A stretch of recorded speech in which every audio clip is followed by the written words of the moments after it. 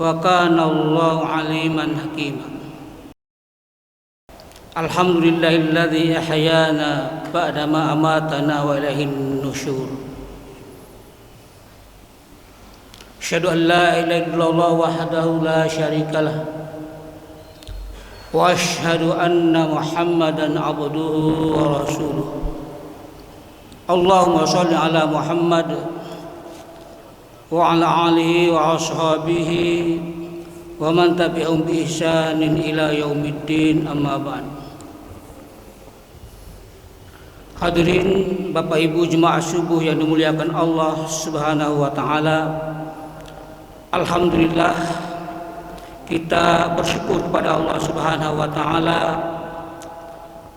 Pada pagi ini kita masih diberi kesempatan oleh Allah Subhanahu wa taala.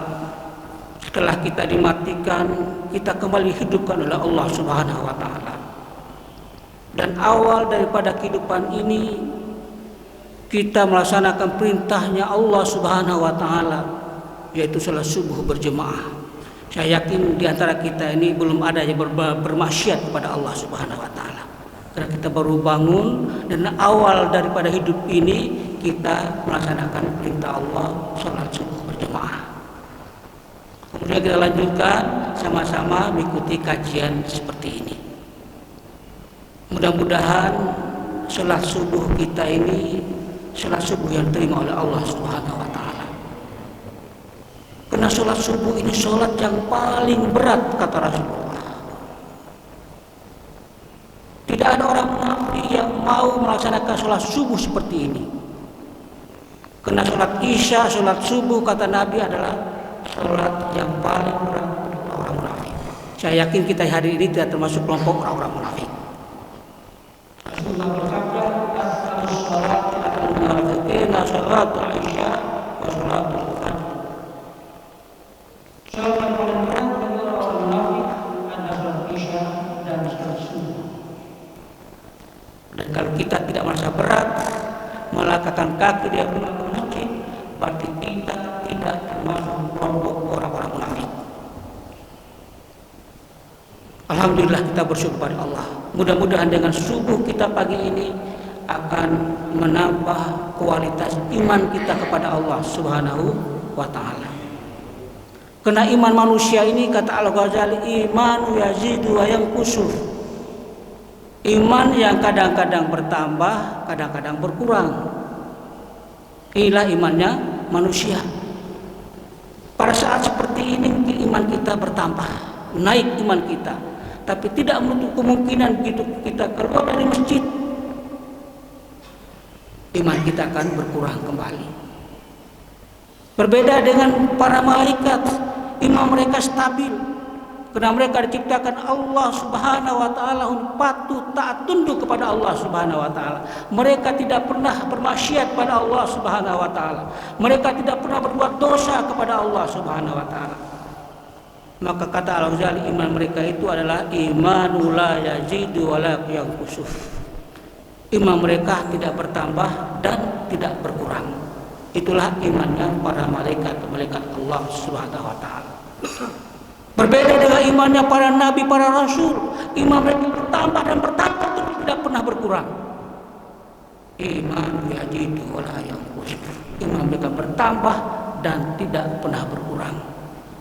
Nah, sedangkan iman kita manusia ini kadang-kadang naik, kadang-kadang turun. Nah, oleh karena itu mari kita senantiasa berusaha menjaga kualitas iman kita ini dengan melaksanakan berbagai macam ibadah kita kepada Allah Subhanahu wa taala dan menjauh dari segala macam kesyirikan kita kepada Allah Subhanahu wa taala. Kenapa doa-doa kita tidak dijabah oleh Allah Subhanahu wa taala? Karena kita masih membuat syirik pada Allah Subhanahu wa taala. Hadirin, saya ingin menyampaikan pada kajian kita pagi ini ada sebuah cuplikan kisah tentang seorang ulama besar yang bernama Ibrahim bin Adham. Ibrahim bin Adham ini suatu saat ketika dia berjalan-jalan di pasar kota Basrah, Irak, lalu beliau dikerumuni oleh banyak orang melihat keberadaan si ulama besar Ibrahim bin Adham itu. Dari kerumunan orang banyak itu, satu di antara mereka bertanya kepada beliau tentang Al-Quran surat 40 surat Al-Mu'min ayat yang ke-60.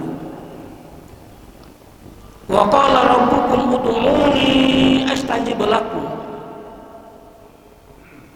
Dan Tuhan berfirman, berdoalah kepadaku, niscaya aku akan perkenankan doamu.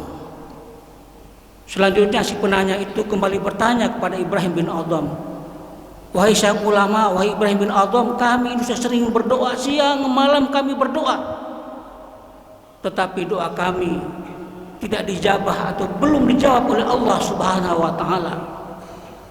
Hadirin, maka Ibrahim bin Adham pun kemudian mengatakan, wahai penduduk Basrah.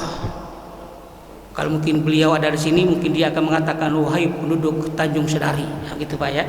Wahai penduduk Sedari, bagaimana doa-doa kalian terima oleh Allah Subhanahu wa taala? Karena hati kalian telah mati semuanya. Hati kalian telah mati. Jadi apapun kalian doakan tidak bakalan terima oleh Allah Subhanahu wa taala. Ada 10 sebab kata beliau yang doa kalian tidak dijabah oleh Allah Subhanahu wa taala. Yang pertama, kata beliau Ibrahim bin Adham, araftumullah wa lam tu'addu haqqah. Kalian mengenal Allah, tetapi kalian tidak menunaikan haknya Allah Subhanahu wa taala. Saya yakin kita semua hadis sudah kenal Allah. Siapa Tuhan kita? Allah Subhanahu wa taala. Tetapi kita tidak memenuhi haknya Allah Subhanahu wa taala. Tidak menunaikan haknya Allah Subhanahu wa taala. Apa haknya Allah? Haknya Allah itu diibadahi. Jangan beribadah kepada selain Allah Subhanahu wa taala. Jangan sekali-kali kita melakukan kesyirikan kepada Allah Subhanahu wa taala. Hadirin rahimakumullah, ketika seorang sahabat Nabi yang bernama Mu'adz bin Jabal, satu saat dia dibonceng oleh Rasulullah sallallahu alaihi wasallam. Rasulullah bersabda kepada beliau, wahai Mu'adz, ya Mu'adz, atadri ma haqqullahi 'ala 'ibadi wa ma haqqul 'ibadi 'ala Allah? Qultu Allahu wa rasuluhu a'lam. Wahai Mu'adz, tahukah engkau apa haknya Allah yang wajib dipenuhi oleh hamba-hambanya, dan apakah hak para hambanya yang pasti akan dipenuhi oleh Allah Subhanahu wa taala? Maka Mu'adz menjawab, Allahu wa rasuluhu a'lam. Allah dan Rasulnya yang lebih mengetahuinya. Hadirin rahimakumullah. Kemudian Rasulullah bersabda, haqqullahi 'alal ibadi an ya'budu wa la yusyriku bihi syai'a, wa haqqul ibadi 'ala Allahi an la yu'adziba man la yusyriku bihi syai'a. Haknya Allah yang wajib dipenuhi oleh para hamba-hambanya ialah mereka hanya beribadah semata-mata kepada Allah Subhanahu wa taala dan tidak mempersekutukannya dengan sesuatu apapun. Sedangkan haknya para hamba yang pasti akan dipenuhi oleh Allah Subhanahu wa taala, yaitu sungguhnya Allah tidak akan menyiksa orang-orang yang tidak menyekutukannya dengan sesuatu apapun. Jadi selama kita ini beribadah dengan baik, kita tidak menyekutukan Allah Subhanahu wa taala, yakin insyaallah Allah tidak akan menyiksa kita. Allah tidak akan masukkan ke dalam neraka jahanam selama kita tidak melakukan kesyirikan kepada Allah Subhanahu wa taala. Jadi hati-hati Pak, mungkin syirik yang besar kita ini tidak melakukan. Kita tidak pernah menyembah berhala, iya. Tapi kadang-kadang kita juga melakukan kesyirikan yang kecil. Saya yakin kita semua hari tidak melakukan kesyirikan yang besar seperti menyembah berhala atau yang lain-lain sebagainya. Tapi ada kesyirikan kecil yang mungkin masih ada dalam diri kita, yaitu kata Nabi syirik khafi namanya. Syirik khafi itu syirik yang paling sangat halus sekali. Rasul mengibaratkan seperti semut hitam di atas batu hitam di tengah kegelapan malam yang hitam pula, yang gelap pula. Tidak ada yang tahu. Apa itu? Adalah sebuah kesombongan. Jangan sampai sifat-sifat itu masih melekat pada diri kita. Karena kesombongan itu termasuk syirik kecil. Nah, oleh karena itu mari kita berupaya untuk menjauhi yang kecil-kecil ini, yaitu kesombongan. Nah, hadirin Bapak Ibu yang dimuliakan Allah Subhanahu wa taala. Itu yang pertama. Yang kedua, kata Ibrahim bin Adham kepada Abu Basrah, atau juga mungkin kepada kita semuanya,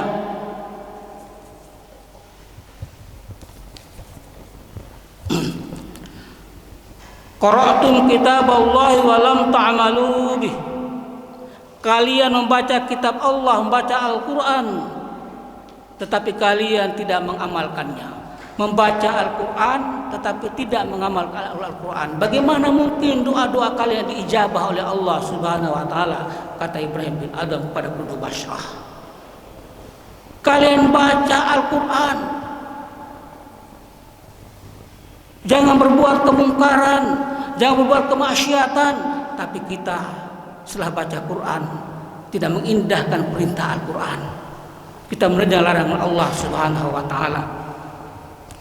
Jadi kita selalu baca Quran tetapi tidak mengamalkan Al-Quran. Al-Quran itu pembimbing hidup kita, petunjuk hidup kita, sebagai Al-Furqan yang membedakan antara yang hak dan yang batil. Tetapi Al-Quran itu juga di samping kita pelajari, kita tadabburi, harus juga kita dakwakan. Balighu anni walau ayat, sampaikanlah Al-Quran itu walaupun satu ayat. Kita sampaikan, kita dakwakan. Nah, hadirin, orang yang mengamalkan Al-Quran, orang yang mengamalkan Al-Quran, Allah sebutkan mereka di dalam Al-Quran surah Al-Fatir. Surah Al-Fatir surah ke-35 ayat yang ke-32. Tentang orang-orang yang mengamalkan Al-Quran itu. Bermacam-macam orang dalam hal mengamalkan Al-Quran. Allah berfirman, "Tsumma awrathnal kitaba alladzina istafaina min ibadina faminhum zalimun li nafsihi wa minhum muqtasid wa minhum sabiqun bil khairati bi idznillah dzalika huwal fadlul kabir." Yang artinya, kemudian kitab itu kami wariskan kepada orang-orang yang kami pilih di antara hamba-hamba kami, lalu di antara mereka ada yang menzalimi diri mereka sendiri, ada yang pertengahan, dan ada pula yang lebih dahulu berbuat kebajikan dengan izin Allah Subhanahu wa taala. Yang demikian itu adalah karunia yang besar. Hadirin, dari surat ini, dari ayat ini, Al-Fatih ayat 32, ada tiga tingkatan orang mukmin di dalam membaca Al-Quran, dalam mengamalkan Al-Quran. Yang pertama, Allah sebutkan mereka dengan istilah zalimul li nafsihi. Orang yang selalu menzalimi dirinya sendiri. Dia baca Quran tetapi menzalimi dirinya sendiri. Artinya dia tidak mengamalkan isi Quran itu. Ketika kita baca Quran tentang riba, jangan melakukan riba. At'afu mudha'afah. Jangan sekali-kali berbuat riba. Tapi coba lihat tengah masyarakat kita, banyak orang-orang Islam yang melakukan riba. Tapi dia baca ayat tentang riba, ayat yang melarang dia untuk berbuat riba. Dia baca ayat Al-Quran tentang perintah sholat, aqimis sholah, sering dia baca ayat itu, tapi dia tidak pernah sholat. Jadi orang yang disebut Allah zalimul li nafsi adalah orang yang mengerjakan perbuatan wajib dan tidak meninggalkan perbuatan yang haram. Wajib dia kerjakan, larangan Allah pun dia laksanakan. Perintah dia kerjakan, larangan pun dia lakukan. Inilah orang disebut dengan zalimul nafsi, kata Allah. Maka di dalam Al-Quran, di dalam Tafsir Al-Maraghi dikatakan bahwa orang yang disebut dengan zalimul nafsi adalah orang yang masih banyak kejahatannya jika dibandingkan dengan amal kebaikannya. Jadi kejahatannya itu jauh lebih banyak dibandingkan dengan amal kebaikannya. Itulah orang yang disebut zalimun li nafsih. Kemudian yang kedua, wa minhum muqtasid. Ada orang yang bersikap pertengahan, yaitu orang yang melaksanakan segala kewajiban dan meninggalkan larangan-larangannya. Tetapi kadang-kadang dia tidak mengerjakan perbuatan-perbuatan yang dipandang sunnah, atau masih mengerjakan sebagian pekerjaan dipandang makruh. Perintah dia kerjakan, larangan dia tinggalkan. Tetapi hal-hal yang katakan sunnah Nabi dia tinggalkan. Maka sekarang ada kelompok namanya ingkarus sunnah, ya Pak ya. Ada kelompok ingkarus sunnah. Dia tidak mau melaksanakan sunnah Nabi. Dia tidak mau praktekkan sunnah Nabi. Kita itu berpedoman pada dua hal, Al-Quran dan hadis Nabi. Harus mengikuti sunnah Nabi. Jangan sampai ada orang hanya mengikuti Al-Quran semata-mata dan meninggalkan sunnah Nabi. Banyak sunnah Nabi yang harus kita ikuti. Ketika masuk masjid dengan kaki kanan, keluar masjid dengan kaki kiri, kita suruh baca doa, Allah tadi Abu rahmati. Kita baca doa, itu sunnah Nabi. Ketika makan harus duduk, jangan berdiri. Makan dengan tangan kanan. Betapa banyak orang makan dengan tangan kiri karena tidak ikuti sunnah Nabi. Banyak sunnah Nabi itu. Sampai urusan masuk WC pun diajar oleh Rasulullah SAW. Hadirin yang dirahmati oleh Allah Subhanahu Wa Taala. Kemudian yang ketiga, wa minhum sabiqun bil khairat. Ada orang yang dahulu berbuat kebajikan. Ada orang yang lebih dahulu berbuat kebaikan, yaitu orang yang selalu mengerjakan amalan yang wajib dan sunnah. Dia juga meninggalkan yang haram dan yang makruh. Ini orang yang terbaik, manusia yang terbaik ini. Wa minhum sabiqun bil khairat. Dia mengerjakan semua kewajiban-kewajibannya, semua perintah Allah dia lakukan, yang sunnah dia kerjakan semuanya, dan berusaha meninggalkan yang haram, bahkan yang makruh sekalipun. Nah, sabiqum bil khairat ini adalah orang yang terus-menerus mencari ganjaran pahala si Allah Subhanahu wa taala. Orang selalu mencari ridha Allah Subhanahu wa taala dengan melakukan berbagai macam amal kebajikan. Mereka selalu berfastabiqul khairat, berlomba-lomba dalam kebajikan. Inilah kelompok sabiqum bil khairat. Mudah-mudahan Pak ya, kita termasuk kelompok yang ketiga ini. Sabiqum bil khairat, selalu berlomba-lomba dalam kebajikan. Kalau ada orang bisa bangun malam sholat tahajud, kenapa saya tidak bisa? Gitu Pak ya, harus seperti itu. Kenapa ada orang kok sedekah terus tiap hari dia bersedekah, kenapa saya tidak bisa? Kenapa saya selalu berbuat baik kepada orang lain, kenapa saya tidak? Selalu berlomba-lomba di dalam kebajikan. Hadirin rahimakumullah. Kemudian yang ketiga, kata Ibrahim bin Adham, yang ketiga adalah idda'aitum hubba Rasulillah sallallahu alaihi wasallam wa taraktum sunnatah. Kalian mengaku cinta pada Nabi, tapi kalian meninggalkan sunnahnya. Ya tadi kita cinta pada Nabi kita yang mulia Muhammad Rasulullah sallallahu alaihi wasallam. Saya dulu di sini Pak, kalau ada orang khutbah sudah menyebut nama Rasulullah, ada jemaah selalu nangis, pasti nangis. Begitu sebut nama Rasulullah selalu nangis. Itu menunjukkan betapa cintanya kita pada Rasulullah SAW. Kita kadang-kadang dengar ya, walaupun tidak nangis tapi hati ini rasa sedih, tersentuh hati kita ketika kita mendengar nama Rasulullah SAW. Jadi yang ketiga adalah kalian mencintai Nabi, tetapi kalian meninggalkan sunnahnya. Oleh karena itu marilah jangan sampai kita meninggalkan sunnahnya. Apa saja diperintahkan Rasulullah kita kerjakan, dan apa yang tidak diperintahkan kita tinggalkan. Man amila amalan laisa alaihi amruna fahuwa raddun. Barang siapa yang beramal dengan amalan yang tidak ada contoh dari kami, tidak ada contoh dari Rasulullah sallallahu alaihi wasallam, maka amalan itu tolak.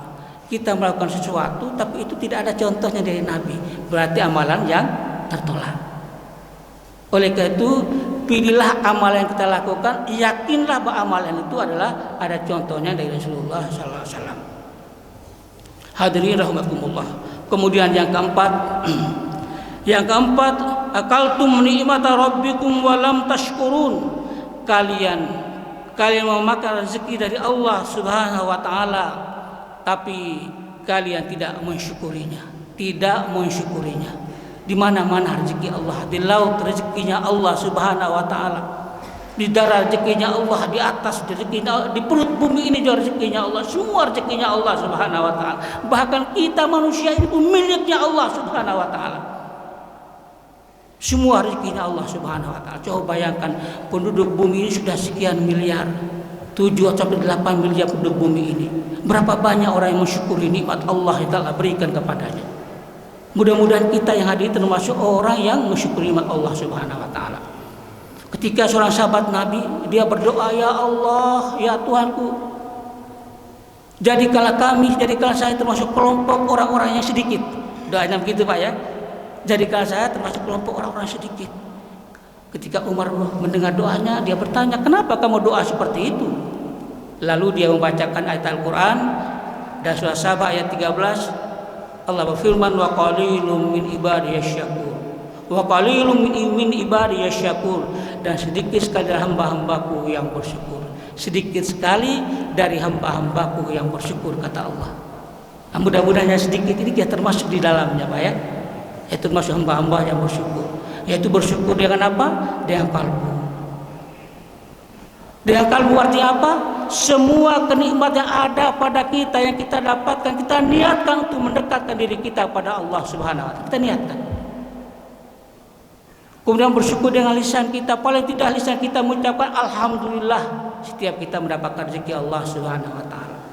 Kemudian kenikmatan itu, rezeki itu kita amalkan, kita sedekahkan, kita infakkan dalam kehidupan kita sehari-hari. Hadirin yang dimuliakan Allah Subhanahu wa taala, ada banyak macam jenis-jenis rezeki itu. Salah satu di antaranya adalah kita mendapatkan rezeki dari Allah karena rasa syukur kita kepada Allah Subhanahu wa taala. Jadi kita mendapatkan rezeki dari Allah karena rasa syukur kita kepada Allah Subhanahu wa taala. La in syakartum la azidannakum wa la in kafartum inna adzabi lasyadid. Sesungguhnya jika kamu bersyukur, pasti kami akan menambahkan nikmat kepadamu, dan jika kamu mengingkari nikmatku, maka sungguhnya azabku sangat pedih.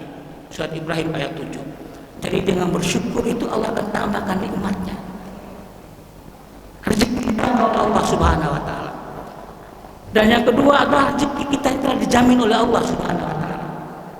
Rezeki kita sudah dijamin oleh Allah Subhanahu wa taala. Sebagaimana Allah sebutkan dalam surah Hud ayat 6, "Wa ma min dabbatin fil ardi illa 'ala Allahi rizquha."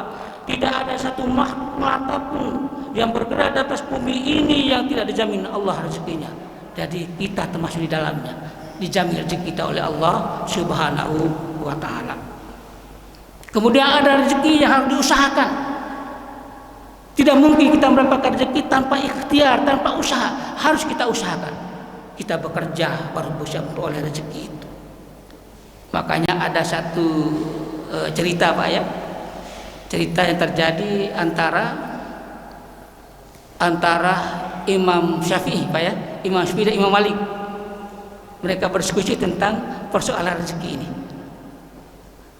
Kata Imam Syafi'i bahwa untuk memperoleh rezeki itu harus kita usaha, harus ada ikhtiar, kita harus bekerja baru bisa mendapatkan rezeki itu. Kata Imam Malik, rezeki saya sudah dijamin oleh Allah Subhanahu wa taala. Dia bacakan ayat tadi surah Hud itu. Rezeki saya sudah dijamin oleh Allah Subhanahu wa taala. Dua ulama besar ini beda pendapat dalam soal ini. Imam Malik mengatakan rezeki saya sudah dijamin oleh Allah Subhanahu wa taala. Imam Syafi'i mengatakan rezeki itu harus kita cari, kita usahakan. Ada ikhtiar dari kita, harus kita cari. Tanpa mencari yang tidak akan mungkin rezeki itu datang kepada kita. Hadirin, kemudian Imam Syafi'i ini dia ingin membuktikan bahwa pendapat dia yang benar. Dia keluar, dia mencari pekerjaan, dia sampailah satu kebun. Pemilik kebun itu yaitu kebun kurma, dia bekerja kepadanya sampai sore hari. Kemudian dia ini mendapatkan upah sekeranjang kurma. Nah, setelah itu dia pulang ke rumah, sekeranjang kurma itu pun dia berikan kepada gurunya Imam Malik. Dia katakan pada Imam Malik gurunya, kurma ini kena hasil kerja. Kalau saya tidak bekerja, enggak mungkin kurma tak akan datang dengan sendirinya. Dia persilakan pada Imam Malik untuk makan kurma itu. Imam Malik pun mengambil dan memakannya. Dia makan sambil tertawa. Imam Malik sambil tertawa. Maka kata Imam Syafi'i, kenapa Tuan Guru tertawa? Maka Imam Malik mengatakan pada Imam Syafi'i, saya ini dari pagi sampai sekarang saya tidak kemana-mana, saya tidak keluar kemana-mana, tapi alhamdulillah sore hari Allah hantarkan rezeki kepadaku melewatmu, memberikan kurma kepadaku. Ini rezeki yang Allah berikan kepadaku. Artinya dua orang tertawa, pendapat dua-duanya benar, dua-duanya benar. Rezeki kita sudah jamin oleh Allah Subhanahu wa taala, dan rezeki itu pula harus kita upayakan, kita usahakan. Kemudian yang terakhir, yang kelima, iddaitum adawata syaitan wa wafaqtumu, kalian mengaku bahwa iblis itu musuhmu, tapi kalian selalu mengikuti iblis, laknatullah. Dan kita semua orang tahu siapa musuhmu, pasti kita jawab iblis, karena ada dalilnya. Wala tattabi'u khutuwatis syaitan innahu lakum aduwwum mubin. Janganlah kamu ikuti langkah-langkah syaitan. Sungguh syaitan itu musuh yang nyata bagimu. Al-Baqarah ayat 168. Kita yakin dengan ayat ini bahwa musuh kita adalah syaitan. Kenapa kita jadikan manusia sebagai musuh kita? Kenapa kita jadikan musuh kita adalah manusia? Padahal tidak ada satu dalil pun mengatakan musuh kita adalah manusia. Musuh kita adalah syaitan, laknatullah. Nah, oleh karena itu hadirin, ada 10, tapi saya subah pada kesempatan ini hanya 5 saya bisa sampaikan. Mudah-mudahan dengan yang 5 ini kita bisa hayati. Yang pertama tadi apa? Kita senantiasa mengenal Allah dan harus memenuhi haknya Allah Subhanahu wa taala. Itu beribadah hanya kepada Allah Subhanahu wa taala. Jangan syirik. Kalau sampai mati membawa kesyirikan, tidak ada tempat bagi kita neraka. Neraka itu hadirin, orang munafik itu tempat neraka yang paling bawah. Coba bayangkan, paling bawah. Pada neraka yang paling atas itu, ketika ujung kaki kita menyentuh, otak langsung mendidih. Itu yang paling ringan, yang paling atas. Lalu yang paling bawah seperti apa? Kemudian yang kedua adalah mari kita senantiasa berusaha untuk membaca Al-Quran dan sekaligus mengamalkan. Tidak sekedar kita baca tapi mengamalkannya. Dan yang ketiga adalah kita cinta pada Nabi, kita cinta pada Rasulullah Sallallahu Alaihi Wasallam dan berusaha untuk mengikuti sunnahnya. Dan yang keempat adalah mari kita senantiasa bersyukur atas segala macam nikmat Allah berikan kepada kita, termasuk nikmat jasmani rohani kita ini. Kita bisa ke sini karena nikmat Allah, diberi sehat oleh Allah Subhanahu wa taala. Betapa banyak orang-orang saat ini berada di rumah sakit. Nah, kita alhamdulillah bangun subuh, mandi, kemudian bisa melangkah kaki kita ke sini, sholat subuh berjemaah karena ada satu nikmat Allah beri pada kita, adalah nikmat sehat ini. Dan yang terakhir adalah kita mutabuk iblis itu, laknatullah, musuh kita, maka jadilah iblis itu sebagai musuhmu. Demikian Bapak Ibu sekalian, sudah masuk waktu di awal waktu salat duha ya. Mungkin ada yang sebelum saya tutup mungkin 1-2 pertanyaan ya, kalau bisa saya jawab saya jawab.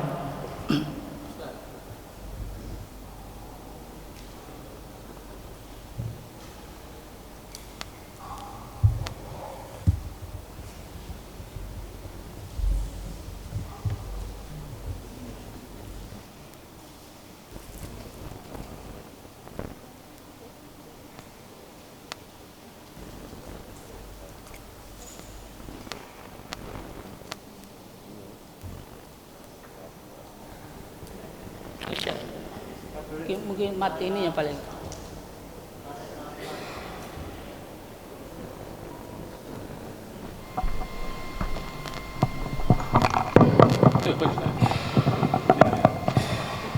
Bismillahirrahmanirrahim. Assalamualaikum warahmatullahi wabarakatuh. Mau tanya Ustadz masalah sunnah Rasul itu atau menyukai Rasul. Yang pertama itu sunnah Rasul itu yang nggak pakai biaya itu memelihara jenggot Ustadz. Yang pertama, dan yang paling agak berat itu sunnah menikah lebih dari satu atau dibutuhkan keadilan. Itu kalau menurut Ustadz gimana cara mencermati itu supaya kita bisa adil dan bisa memperoleh memelihara jenggot Ustadz. Sekian, terima kasih. Assalamualaikum warahmatullahi wabarakatuh. Ya, persoalan jenggot memang ini sunnah Nabi, ya, karena sunnah Rasulullah mempraktekannya. Rasulullah punya jenggot yang panjang, ya Pak ya. Maka tidak salah kalau kita mengikuti Nabi dengan memelihara jenggot sebagai wujud cinta kita pada Nabi, tidak salah. Tapi jangan juga salahkan orang yang tidak berjenggot, ya kan? Jangan salahkan. Nah,